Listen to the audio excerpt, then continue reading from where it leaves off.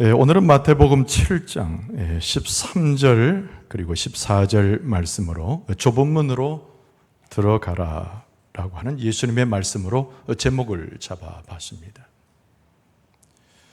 우리가 흔히 사용하는 말 중에 시류를 따라간다 라고 하는 낱말이 있어요. 자기의 주체의식이나 자기의 생각은 뒤로 하고 사람들이 많이 쫓아가는 것을 따라 하는 행위를 그렇게 표현하기도 합니다. 긍정적 표현이 아니죠. 매우 부정적인 우리의 모습들을 묘사하는 낱말들입니다. 일전에 뉴스에 나와서 많은 사람들의 웃음거리가 된 내용이 있었는데요. 중고등학생들이 겨울철에 마치 유니폼을 입듯이 점퍼를 착용한 그 모습이 뉴스에 나왔던 기억이 있습니다.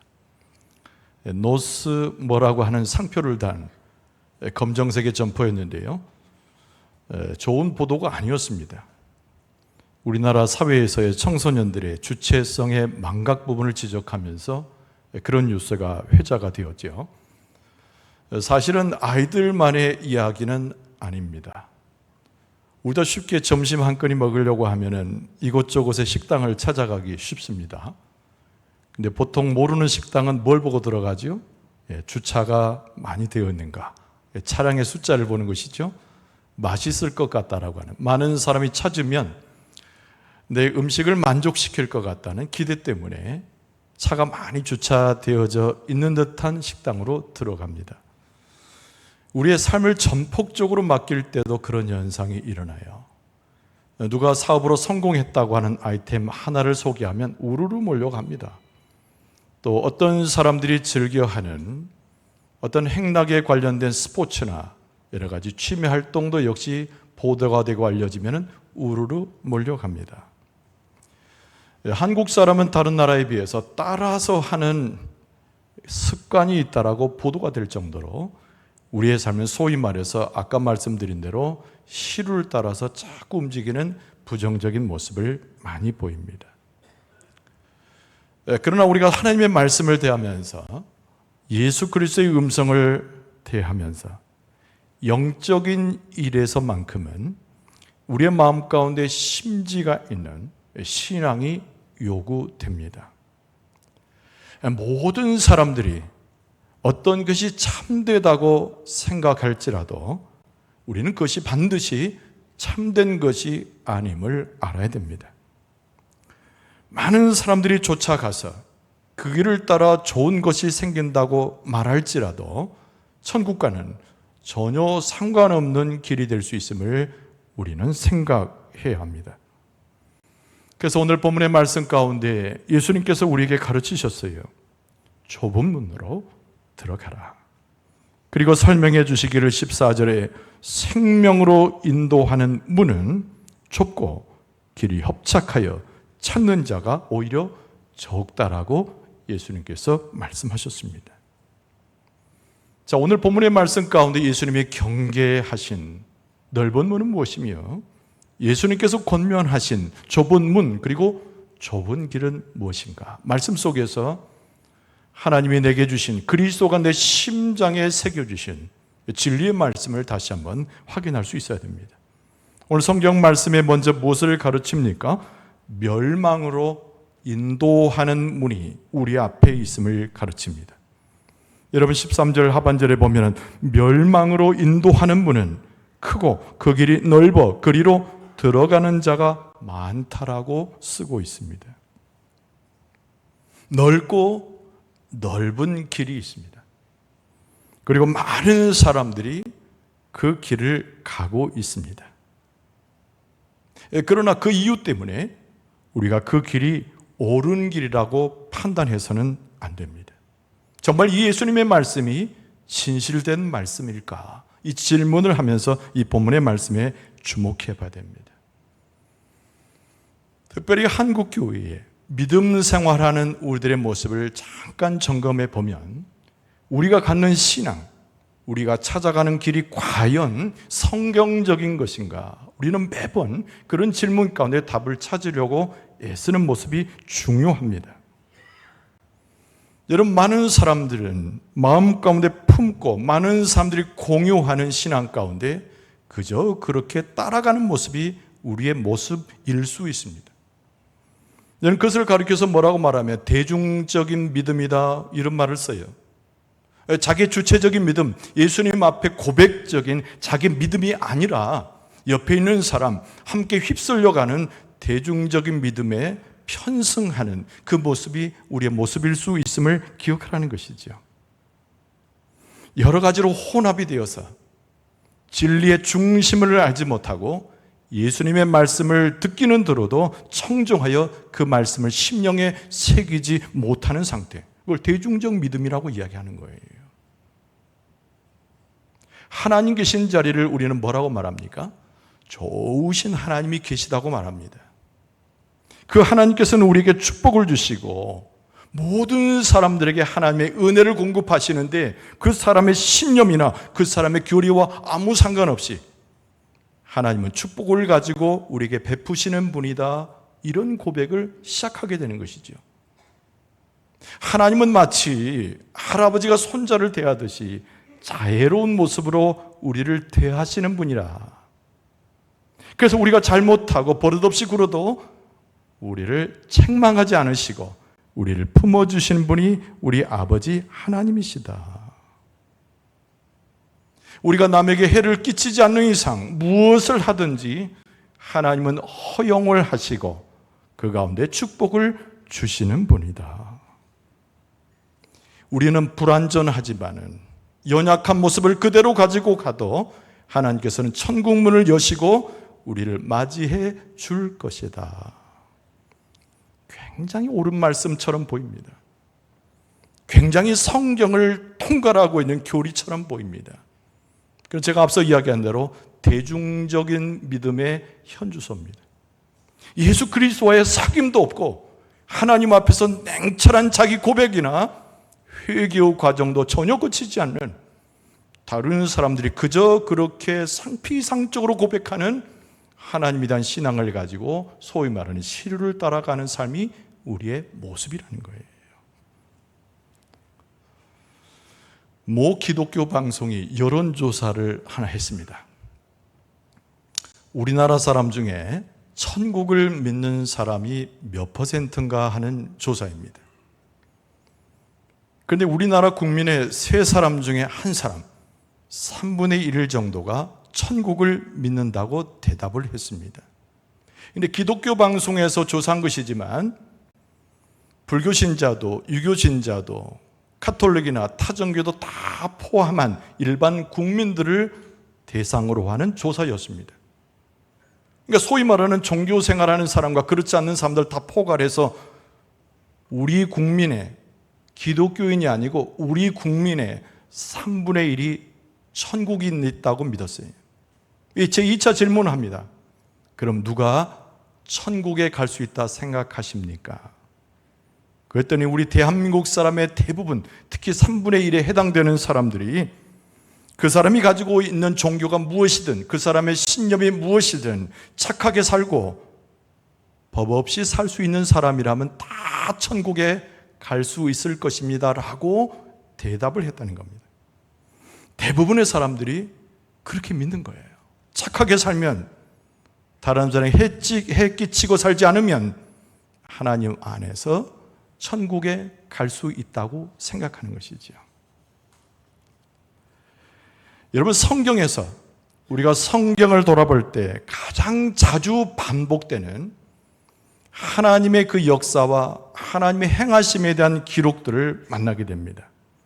거기서 보면 소수보다는 다수의 삶에 대해서 부정적 시각을 기록한 본문이 많이 나와요. 여러분, 노아의 방주 우리는 기억을 합니다. 노아의 시대에 있어서 노아가 산 위에다가 방주를 지을 때 많은 사람들이 노아를 비웃었습니다. 하나님을 조롱하고 하나님의 역사를 부정한 채 그들의 삶을 자랑했습니다. 그럼 그 결과는 어떻게 되었습니까? 노아와 그 가족 이외의 대다수 사람들은 그 육지에서 사라져버리는, 죽어가는 인생이 되고 말았습니다. 이런 모세 명령에 의해서 12명의 정탐꾼들이 약속의 땅에 정탐하러 들어갔습니다. 근데 돌아와서 보고하는 모양새를 보니까 12명 중에 무려 10명이 우리는 장애가 있어서, 우리 앞에 가로막힌 커다란 산과 같은 장애가 있어서 그 나라에 들어갈 수 없다고 보고를 했습니다. 그러나 겨우 두 사람만 긍정적 보고를 하고 그에 따랐던 사람들은 가나안 땅에 들어갔지만 10명의 사람을 쫓아갔던 사람들은 광야에서 헤매다가 그 인생을 다하고 말았습니다. 오늘 본문의 말씀 가운데 예수님께서 강조하시는 것은 세상의 시류를 따라가지 말라는 것입니다. 대다수 사람들이 진리라고 얘기해도, 대다수 사람들이 참되다고 이야기해도 기준 없이, 생각 없이 그것에 동의하지 말라고 예수님께서 말씀하고 계시는 겁니다. 많은 사람들이 서 있는 줄일수록 그 자리를 피할 것을 예수님께서 말씀하고 계십니다. 많은 사람들이 그 안에 머물고 있다고 해도 우리에게는 적합하지 않을 수 있음을 예수님께서 경계하신 것입니다. 그럼 오늘 본문의 말씀 가운데 예수님께서 강조하신 것은 무엇일까? 우리에게 권면하시는 말씀이 무엇일까? 예수님께서 나 한 사람, 우리가 우리 공동체 가운데 예수님께서 강조하시는 내용이 도대체 무엇일까? 오늘 본문의 말씀에는 생명으로 인도하는 문에 대해서 예수님께서 말씀하고 계십니다. 넓은 길 대신에, 큰 문 대신에 다른 길이 있음을 예수님께서 강조하신 것입니다.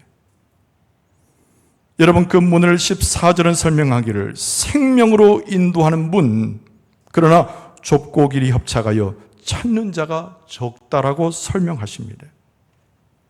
생명으로 인도하는 문, 이렇게 표현했어요. 여러분, 그 생명은 무엇을 말합니까? 잠깐 머물러 있는 우리의 눈에 보이는 생명이 아니지요. 하나님께서 예수 그리스도를 통하여 우리에게 약속하신 영생이 오늘 본문의 말씀에 나오는 생명의 그 의미입니다. 그런데 예수님께서 말씀하시기를 그 생명을 찾을 수 있는 사람들, 그 생명 영생의 길을 걸어가는 사람은 아주 소수라고 하는 것을 예수님께서 강조하셨습니다. 왜 그렇습니까? 그곳의 길이 좁고 험난한 길이기 때문에 그렇습니다. 예수님의 이 말씀이 우리의 삶에 적용되어 진정한 진실이라고 한다면, 예수님의 이 말씀이 다른 곳과 비교하여도 진리라고 한다면 우리의 마음 가운데 이런 질문을 해볼 수 있어야 됩니다. 그러면 도대체 인생의 가장 중요한 그 길은 무엇인가라고 하는 질문입니다. 어떻게 천국에 들어갈 수 있을까라고 하는 질문입니다. 요한복음 10장에 보면 예수님께서 직접 말씀하셨어요. 내가 바로 그 문이다. 내가 천국으로 가는 그 좁은 문이다라고 예수님께서 말씀하셨어요. 요한복음 10장 9절을 제대로 읽어드리면, 내가 문이니 누구든지 나로 말미암아 들어가면 구원을 받고 또는 들어오가며 나오며 꼴을 얻으리라. 요한복음 14장 6절에도 보면은 예수께서 이르시되 내가 곧 길이요 진리요 생명이니 나를 말미암지 않고는 아버지께로 올 자가 없느니라. 여러분, 우리가 천국에 가기를 원한다면 예수 그리스도를 나의 구주로 삼고 그분을 붙잡고 그 길을 행해야 함을 예수님께서 또 성경 속에서 우리에게 강조하고 있는 것입니다. 여러분, 보다 근원적인 성경에서 살펴볼 수 있는 좁은 문에 관련된 말씀을 살펴보기를 원합니다. 하나님께서 세상을 창조하실 때에 사람을 얼마나 아름답게 창조하셨습니까? 그 표현 자체가 아름답고 귀한데 하나님의 형상을 따라 우리를 지으셨다고 성경은 증언하고 있습니다. 하나님의 형상을 따라 하나님께서 우리를 지으셨다는 거예요. 무엇을 말합니까? 세상 만물은 그저 그렇게 살아갈지언정 우리는 하나님을 아는 존재가 되었다는 얘기입니다. 하나님과 사귈 수 있는 존재요, 영적인 존재로 하나님께서 다른 모든 피조물과 구분하여 우리를 만드셨다고 하는 말씀입니다. 하나님의 형상대로 우리를 지으셨다. 또 무슨 의미가 있습니까? 우리는 로봇처럼 만들어진 것이 아니라 하나님과의 관계에서 인격적이며 선택을 스스로 할 수 있는 존재로 우리를 만드셨다고 하는 표현입니다. 하나님을 사랑할 수 있든지 사랑하지 않든지, 하나님의 것을 선택하든지 다른 것을 선택하든지 자유할 수 있는 의지를 하나님께서 주셨다는 말씀이 하나님의 형상대로 우리를 지으셨다는 말씀입니다. 그러나 우리는 너무나 잘 알지만 아담과 하와의 그 자유적인 선택은 하나님의 순종의 길을 선택하지 못했습니다. 죄로 가는 선택을 하고 말았어요. 하나님께서 인격적으로 하나님의 관계 가운데 우리를 그렇게 지으셨는데 아담과 하와는 하나님의 것을 선택하는 것에 실패하는 사람들이 되었습니다. 문제는 그들 가운데 죄가 들어왔기 때문에 이 죄의 문제로 인하여 큰 문제가 생겨나게 된 것입니다. 여러분, 우리는 하나님을 누구로 표현합니까? 하나님은 거룩하신 분이라고 표현하죠. 하나님의 임재가 있는 곳에 죄가 함께 할 수 없습니다. 하나님 계시는 천국에 죄를 가지고 들어올 수 없습니다. 하나님의 면전에서 우리는 죄인이기 때문에 쫓겨나서 지옥불에 떨어질 수밖에 없는 신세가 우리의 모습이 되었습니다. 그러나 우리는 고백적으로 말하기를 하나님은 놀라운 방법으로 우리와 함께 하기를 원하셨습니다. 여러분, 그것이 무엇입니까? 하나님 당신이신 예수 그리스도를 우리 가운데 보내신 일이죠. 예수님께서 이 땅에 오셔서 우리의 죄의 문제를 해결하셨습니다. 예수님께서 십자가의 찌심으로 하나님과 우리의 관계를 회복시켜 주셨습니다. 예수님께서 죄값을 치루어 주시는 이 과정 속에 우리의 죄의 문제는 사하게 되고 우리 가운데 길이 열리게 되어졌는데, 오늘 본문의 말씀에 나오는 좁은 문, 그 좁은 길이 예수 그리스도의 그 이름이 되어서 우리가 그 길을 걸어가고 있는 줄로 믿습니다. 그래서 히브리서 2장 17절에 보면은 그러므로 그가 범사의 형제들과 같이 되심이 마땅하도다. 이는 하나님의 일에 자비하고 신실한 대제사장이 되어 백성의 죄를 속량하려 하심이라. 여러분, 이 진리의 말씀은 성경 곳곳에 같이 증거되고 있습니다. 여러분, 사도들이 그리스도의 복음을 증거하여 성령에 충만할 때 그들이 공통적으로 고백한 말씀이 사도행전에 나옵니다. 여러분, 사도행전 4장 12절에 다른 이로서는 구원을 받을 수 없나니 천하 사람 중에 구원을 받을 만한 다른 이름을 우리에게 주신 일이 없음이라 하였더라. 여러분, 사도 요한도 요한일서 5장 12절에 편지 글에 쓰기를 이렇게 표현했습니다. 요한일서 5장 12절에 보면은 아들이 있는 자에게는 생명이 있고 하나님의 아들이 없는 자에게는 생명이 없느니라. 오늘 생명으로 가는 길이에요. 생명으로 인도하는 분, 예수 그리스도가 곧 우리의 좁은 문이며 하나님에게 천국으로 영생의 길로 인도하는 유일한 길임을 가르쳐주고 있습니다. 천국의 길은 예수님 말고는 우리 가운데 허락된 일이 없는 줄로 믿습니다. 근데 우리가 이해할 것은 이 본문의 말씀을 대하고 예수님의 명령의 말씀을 받으면서 이 좁은 문이라고 하는 예수 그리스도의 당신을 보여주는 이야기가 교리적인 이야기가 결코 아니라는 겁니다. 예수님께서 곧 좁은 문이 되시고 예수님께서 좁은 길이 되시는데 예수님과 함께 그 가는 길은 머리로 이해하는 것이 아니라는 거예요. 생각으로만 머물러 있는 것이 아니고 우리의 삶 가운데 실천하는 모습 속에 우리는 좁은 문을 통과하는 하나님의 백성으로 설 수 있음을 우리는 또한 기억할 수 있어야 됩니다. 아는 것으로 충분하지 않습니다. 예수 그리스도를 나의 구세주로 삼고 예수 그리스도를 나의 주로 삼고 예수 그리스도를 나의 인도자로 삼을 때에 우리는 좁은 문을 통과하여 그 길을 무사히 지나가는 하나님의 백성의 은혜를 입게 될 줄로 믿습니다. 여러분, 머리로만 이해될 수 없는 거예요. 거창한 신학적 발표도 필요 없습니다. 우리가 정말 예수께서 유일한 길임을 고백하는 가운데 실제적으로 예수님을 따라서 넓은 길이 아니라, 크고 좋은 문이 아니라 좁은 문으로, 좁은 길로 예수님을 따라 갈 수 있어야 됩니다. 우리는 이 진리를 아는 자가 되었어요.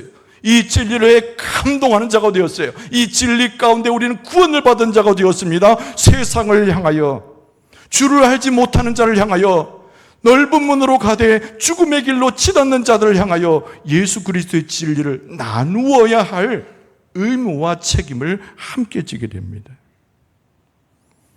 예수님만이 영생의 길, 생명에 가는 길로 우리는 인정할 수 있다면, 우리는 사람들의 생명을 살리는 삶으로 우리의 삶을 실천할 수 있어야 합니다.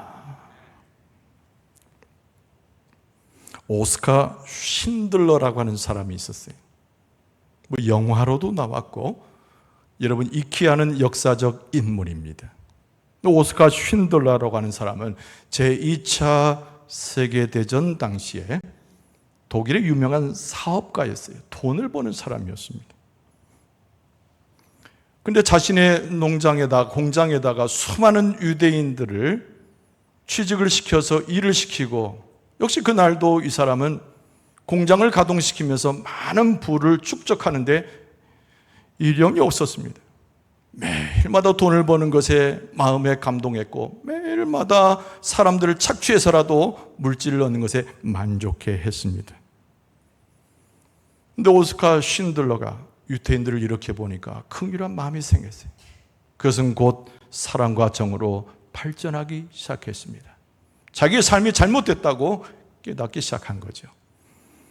그리고 독일의 SS 장교들과 관계를 맺으면서 모종의 일을 계획하게 됩니다. 그것이 뭐냐면, 자기 가산을 털어서 집단 수용소로 향하고 있는 유대인들을 한 사람 한 사람 빼기 시작한 거죠. 기록에 보면은 1200여 명의 사람들을, 그 유태인들을 집단 수용소에서 죽을 뻔한 그들을 오스카 쉰들러가 자기 자신의 재산을 다 털어서 뇌물로 줘서 그 사람들을 다 구출해냈다는 이야기입니다. 모든 것을 바쳤습니다. 결국엔 그의 가산이 다 탕진되고 파산되었습니다. 그럼에도 쉰들러는 감사할 수가 있었어요. 예수 그리스도를 따라가는 삶이 무엇인가를 독일인으로서 깨닫게 되었던 거죠. 핍박자요, 재산을 축적하여 많은 명예와 권력을 쌓는 일 대신에 자기의 모든 것을 빼앗기고서라도 한 사람의 생명을 구했다고 하는 자기의 깊은 안도와 그 감사함이 하늘에 미치게 되었다는 것이죠. 죽음으로부터 자유를 갖게 하는 그의 모든 행위가 자기 스스로에게 감동이 되어져서 모든 것을 바칠 수 있었습니다. 하나님은 우리에게 수많은 기회를 주고 계세요. 하나님은 우리에게 많은 것을 베풀어 주시고, 그것을 가지고 어떻게 좁은 문으로 들어가는가를 계속 말씀하고 계십니다. 여러분, 천국으로 가는 길, 예수님을 통하여 좁은 문을 통과하여 협착하고 고난이 있고 어려움이 있지만 그 길을 따라가는 것이 진정한 축복임을 마음에 믿습니까? 그러면 그 믿음 가운데서 우리의 삶 자체는 예수 그리스도의 그 좁은 문을 통과하는 실천적인 삶이 뒤따를 수 있어야 되는 것입니다. 말씀을 정리하죠. 많은 사람들이 다른 길로 걸어갑니다. 그리고 그 사람들이 우리를 어떨 때는 겁박하면서 우리를 그들의 대열에 끼워 놓기를 소망할 때도 있습니다. 그러나 그럴 때마다 우리는 기억해야 돼요. 우리는 예수 그리스도를 구주로 삼아서 구원받은 백성이고 세상의 시류를 따라 살아가는 사람들이 아니라 예수 그리스도의 좁은 문으로 통과하듯이 우리는 영생을 바라보며 우리의 삶을 매진하고 있은 우리의 입장을 고수할 수 있어야 됩니다. 예수님께서 우리에게 말씀하고 계십니다. 좁은 문으로 들어가라. 세상 사람들은 넓은 길을 선택하지만 예수 그리스도의 좁은 길을 우리는 선택할 수 있어야 됩니다. 좁은 길, 험난한 길이죠. 어려운 길입니다. 그러나 주님께서 걸어가셔서 우리에게 진정한 영생과 진정한 축복을 가르쳐 주신 대로 그 말씀에 순종하는 우리의 모습이 되어야 될 줄로 믿습니다. 좁은 길을 선택하여 용기 있게 선택하여 예수 그리스도의 십자가의 뒤를 쫓아서 진정한 영생의 삶과 하나님의 생명의 삶을 얻어낼 수 있는 여러분과 저의 모습이 되어줄 수 있기를 주의 이름으로 축원합니다.